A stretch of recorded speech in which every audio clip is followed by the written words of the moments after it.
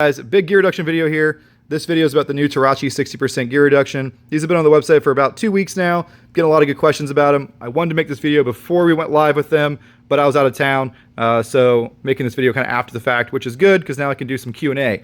So the most common question I've been getting is what's the difference between the 35% and the 60%? And the second question is which one should I run in my machine?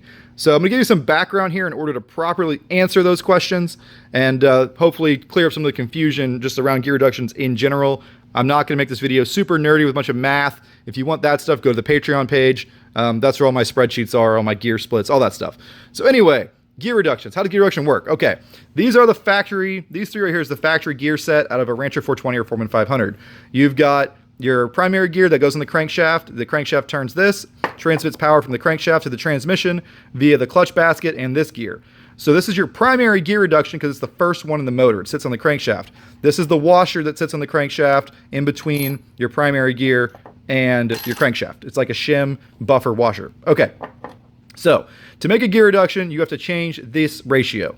The way you do that is you make the small gear smaller and the big gear bigger. To make the Terache 35% gear reduction, we used OEM 300EX gear teeth. This is a 300EX basket assembly right here. These gears are super nice to work with. Number one, they're an OEM Honda gear mesh, so they're very smooth and reliable. And number two, the 300EX uses a standard gear module, which means the spacing between the teeth and the size of the teeth is nice to work with. A lot of machine shops and factories already have the equipment to machine 300EX gear teeth. So that was an obvious solution for the 35% gear reduction. It's very reliable. It's been around for a long time. A lot of people pretend like they invented this 300EX gear swap, but they didn't. All the information's in the Honda manual. It's also on Partzilla. I think I figured it out when I was 15, just looking at the teeth counts on Partzilla. So basically, you machine all new parts and you use the teeth off of a 300EX. Now, it's not quite that simple, right?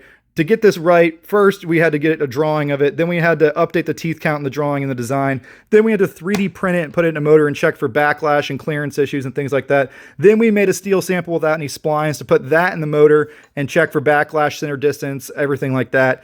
This is a different gear reduction, by the way, that's just here for example. And then to get it all right, you have to do a bunch of testing and prototyping and, you know, it goes crazy into it.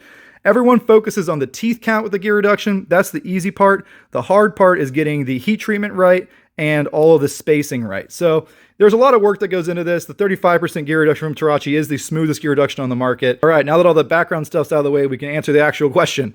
What is the difference between a 35% Terache gear reduction and a 60% Terache gear reduction? Well, to explain it as simply as possible, we subtracted 3 teeth from the small gear and we added 3 teeth to the big gear. Because the 300EX gear tooth is a standard mod gear tooth, you can add and subtract teeth like that, and your center distance stays about the same. So they're really nice to work with.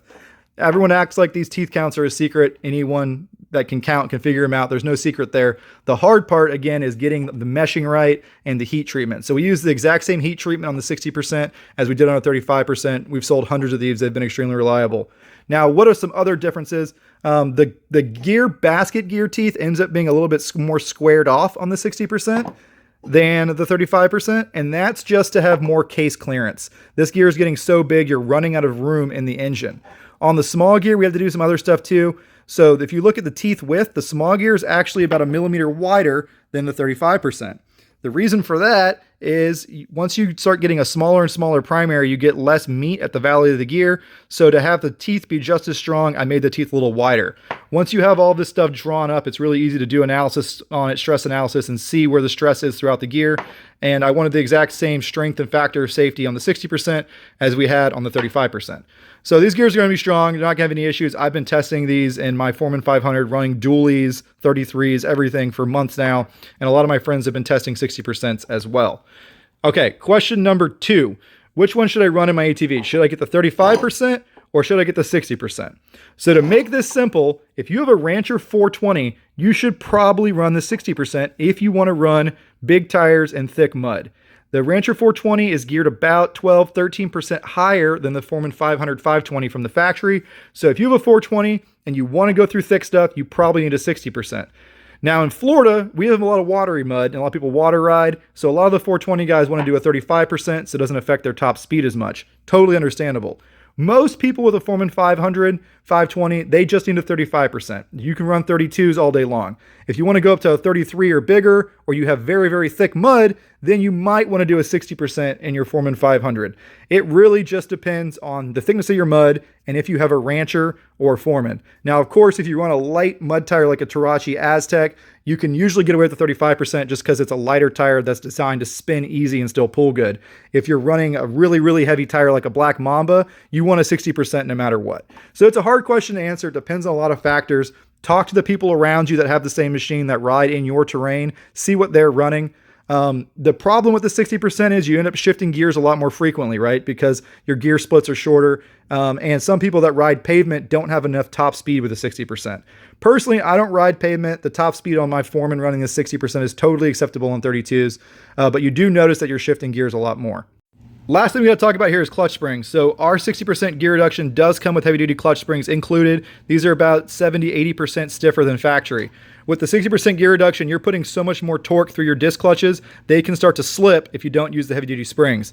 Now, of course, I always recommend putting new OEM clutch disc in your ATV, especially if it's higher mileage or if it's ever been sunk in water or if someone ran the wrong oil in it. If you don't run motorcycle oil, it can damage the clutches. So if there's any doubt about any of that, go ahead and put new clutches in there, and I recommend doing the stiff springs. Now, if you have an electric shift machine like my Foreman or a P500, these stiffer springs can make it harder to shift. You'll notice it'll miss a gear occasionally. You got to kind of time it right, let off the gas and pop the button, and it'll shift okay.